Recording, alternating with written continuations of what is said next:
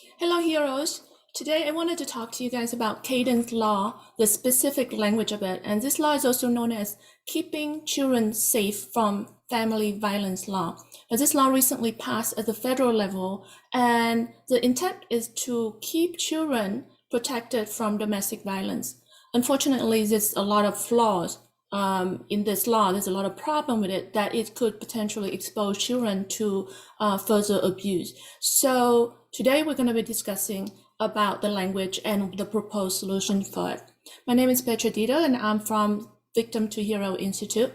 And so I'm going to share with you guys first the language of the law, and I'm going to walk through, and we're not going to go into a lot of detail, but at least I'm going to highlight some key sections that we can see the potential problem with the law. And then the next thing I'm going to share with you guys is a statement that proposed solution to fix the problem with this law. And this statement was developed by a consortium of experts and professionals that come from a group of international organizations. So let me share the language of the law with you guys.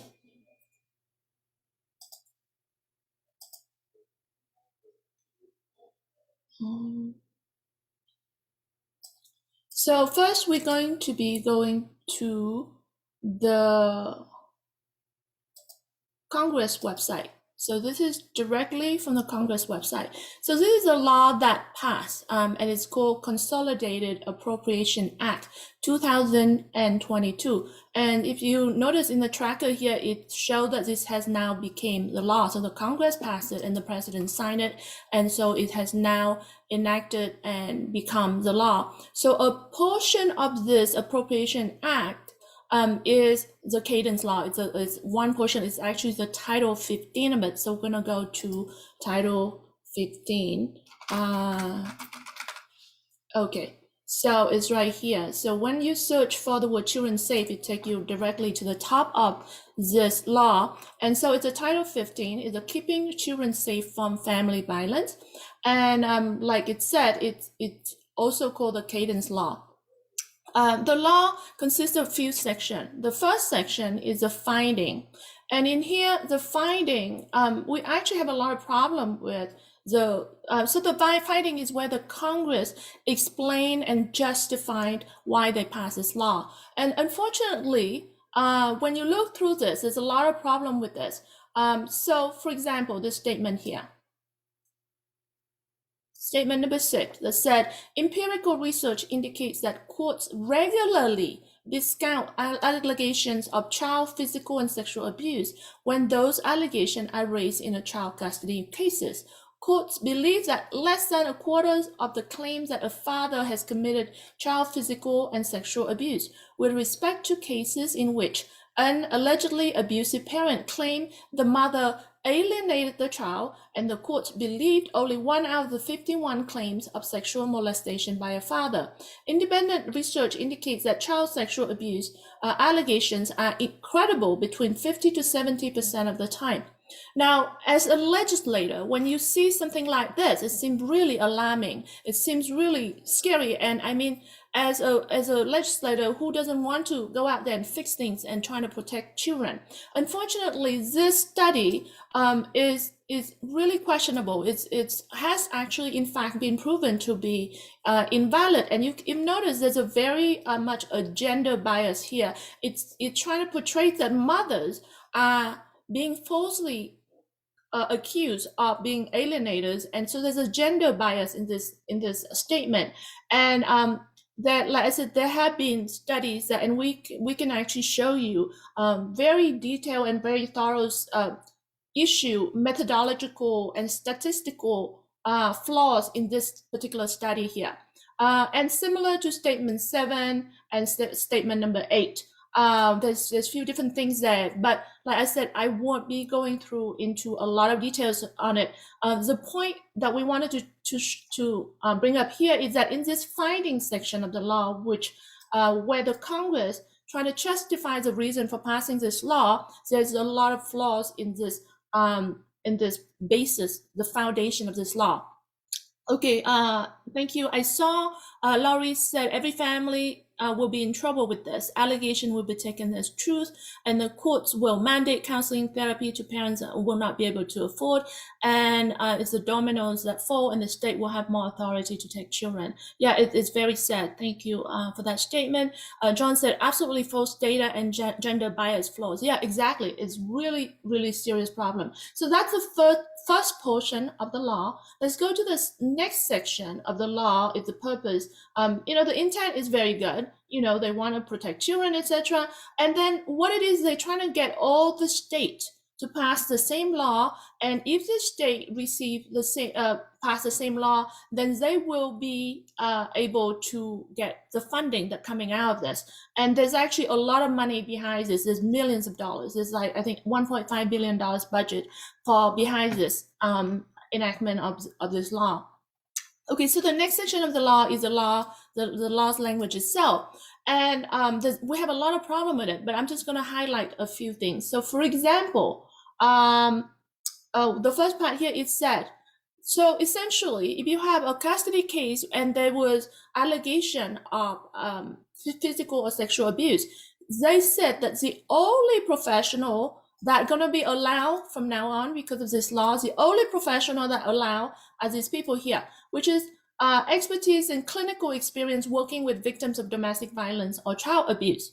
So what is leaving out here is that, what about people that have extensive research experience, expertise? Because what they're saying is only clinical experience working with victims. So what about all other type of expertise? And now you're leaving out people that have expertise in family dynamic, expertise in personality disorder, personality experience in forensic, in all aspects of forensic. What about experience in law enforcement?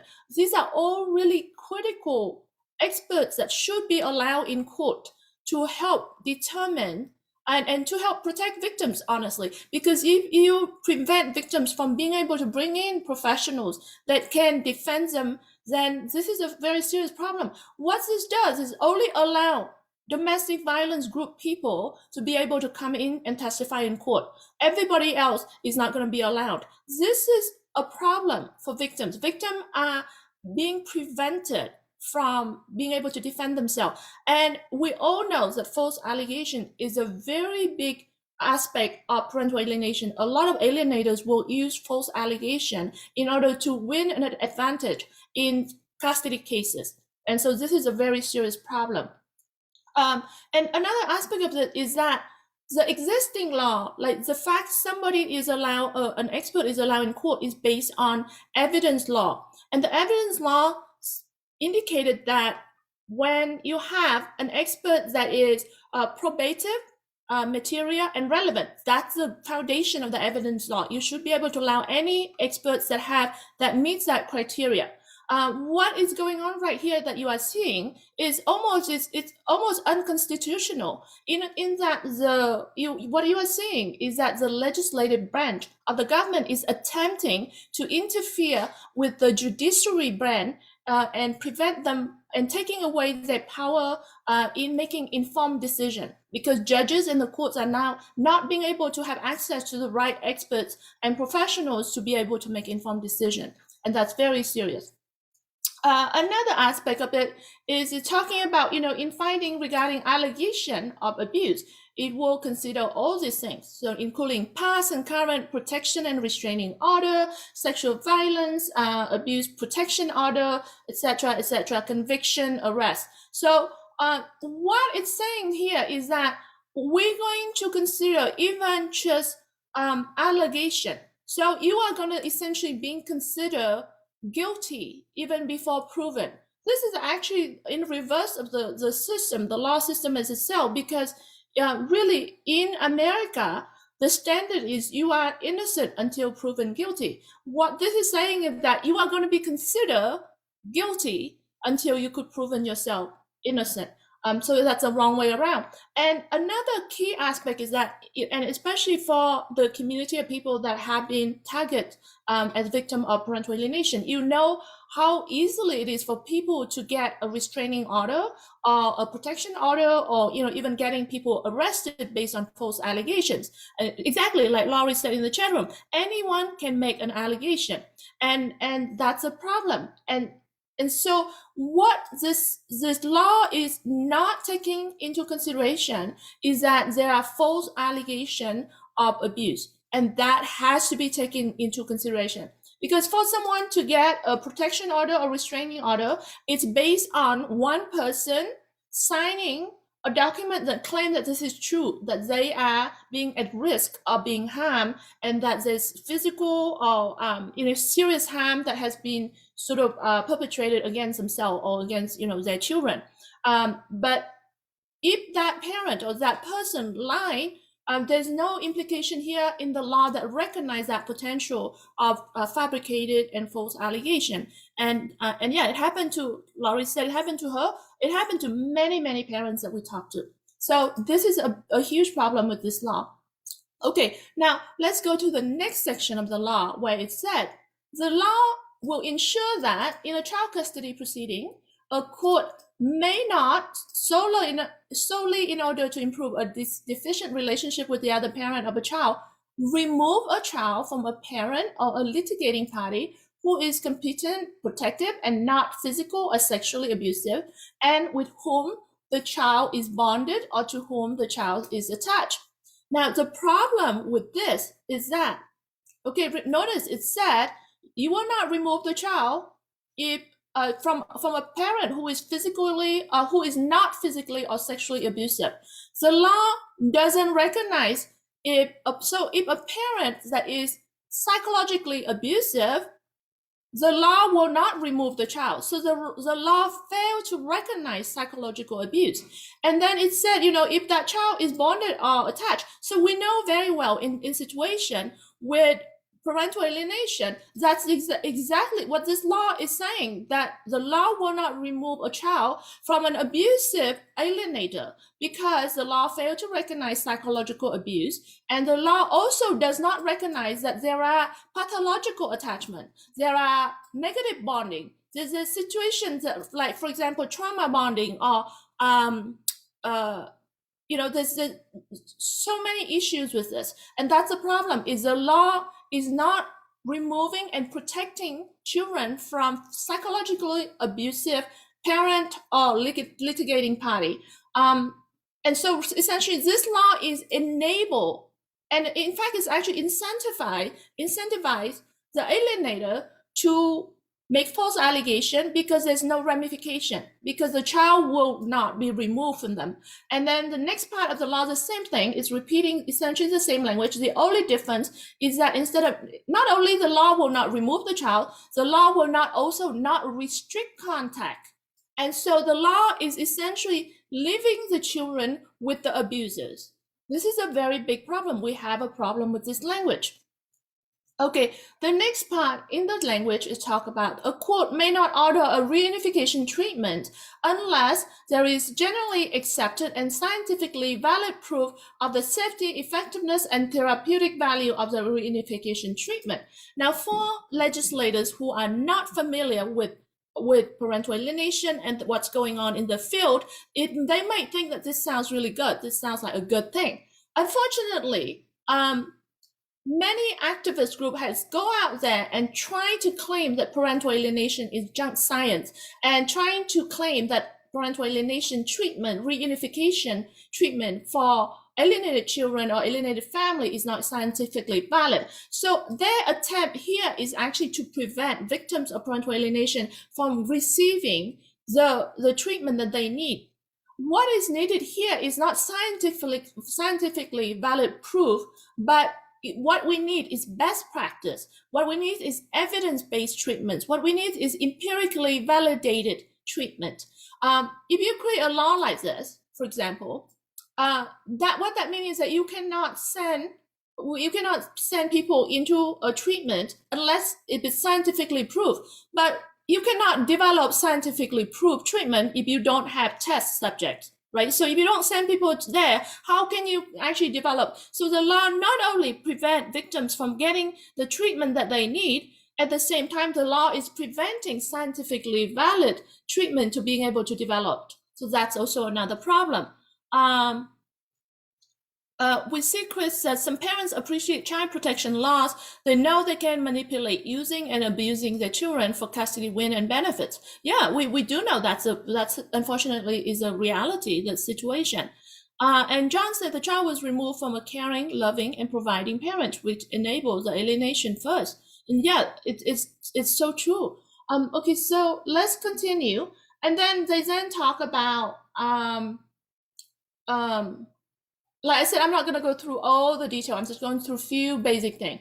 So, and then the next section of the law is talking about the standards, where they talk about, you know, the people that are allowed to testify in court. And we already talked about this earlier. Again, they try to restrict to only people with, you know, expertise in clinical experience in working with victims of domestic violence and child abuse.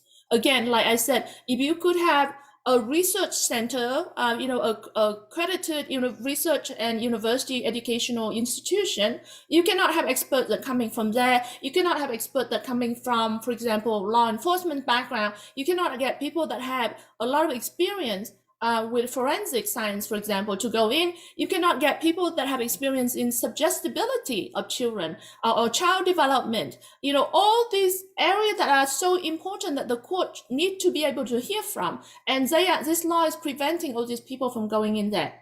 And then the next thing that they talk about is they're saying the judges and magistrate and all the court professional will get training program, and only training program that focus solely on domestic and sexual violence and child abuse. And then they list these things here. Okay, now like I said, for a legislator, this seem kind of like, oh, legit, right? This seem look like it looks pretty good. What we are not seeing on the surface here is they actually intentionally leaving out parental alienation, because they have been going out there and trying to refuse to acknowledge that parental alienation is child psychological abuse, for example. And then I have seen the different people that talk about coercive control, and they try to say that, oh, parental alienation fit under coercive control. I'm going to do another video very soon, potentially tomorrow, to talk to you guys about coercive control. And I'll try to explain to you guys how it applies and where it doesn't. And I am not a lawyer. I'm just going to explain it from the layman term perspective. And if anyone want to have input into it, I'm open to hearing your view on it. But I will tell you that coercive control is not enough to protect parental alienation, victims of parental alienation. And so what they're doing here is they completely leaving out really, really important aspect of child abuse, which is child psychological abuse. And that's, we have a problem with that. And then you go to the next section, and this is very interesting. The training program for the judges and the magistrates and all the professional in court, like guardian ad litem. And then if you go up here, you see the list of the people that need to do that training, which is I think, which is right here. You see the people that have to do the training is judges, magistrates who hear child custody proceeding, and other relevant court personnel. So including guardians ad litem, best interest attorneys, counsel for children, custody evaluators, master and mediators. And so the training program, okay, is to be provided only by professional with substantial experience in assisting survivors of domestic violence or child abuse, including a victim service provider. All right, so what this law is saying, that the only people that are going to be training the judges and the magistrates and all the court personnel, are the only people that are allowed to train them are the people coming from the domestic violence group. So the scope of training is being forced to be very narrowly focused, and at the same time, the service providers, the training that provided by the judges are going to be provided by a very narrow set of groups.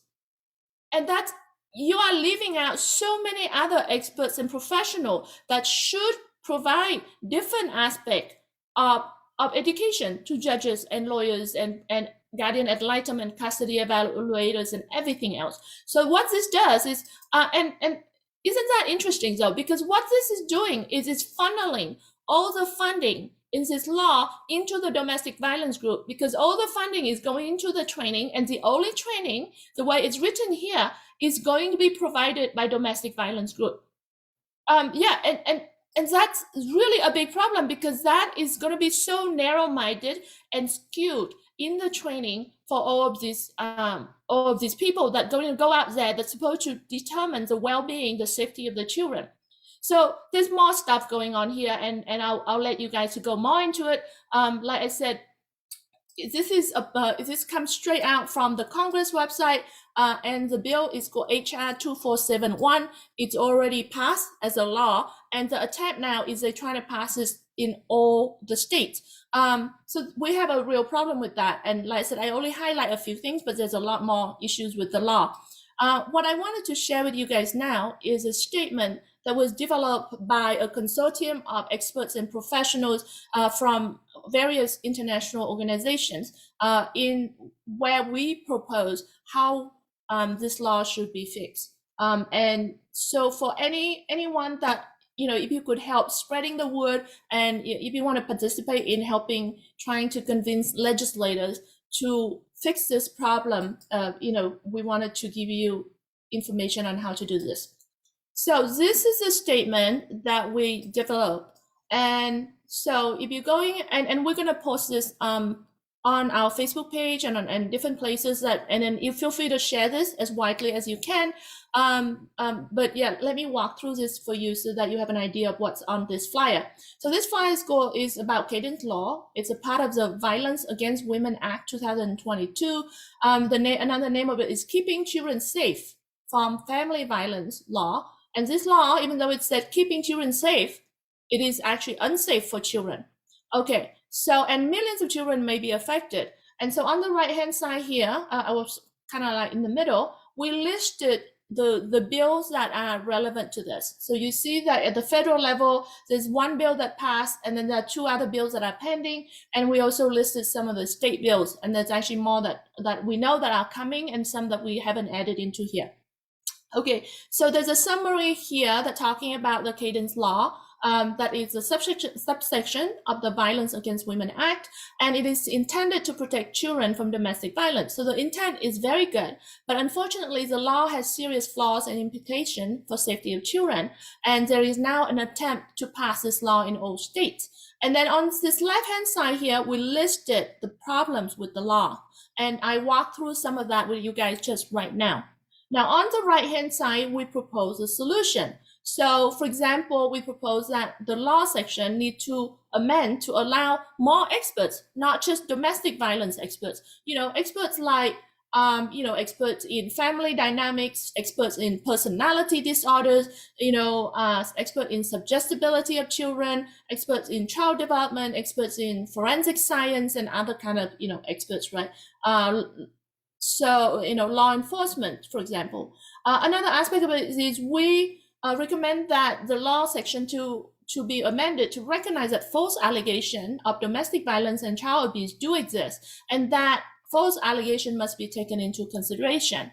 And then the next part that we recommend is that the law section to be amended to allow court the ability to remove and restrict the child from a parent or litigating party who is psychologically abusive, or with whom the child is pathologically bonded or attached. Because if you can prove that a child is alienated, being manipulated and brainwashed by a parent, that is a serious problem for that child. The court should be able to remove that child from that parent. And then also to allow the court to order reunification treatment that are empirically valid. We talked about this earlier. And then another proposal that we recommend for the law to change is to amend the Uniform Required Standard section to allow professional with demonstrated expertise that is probative,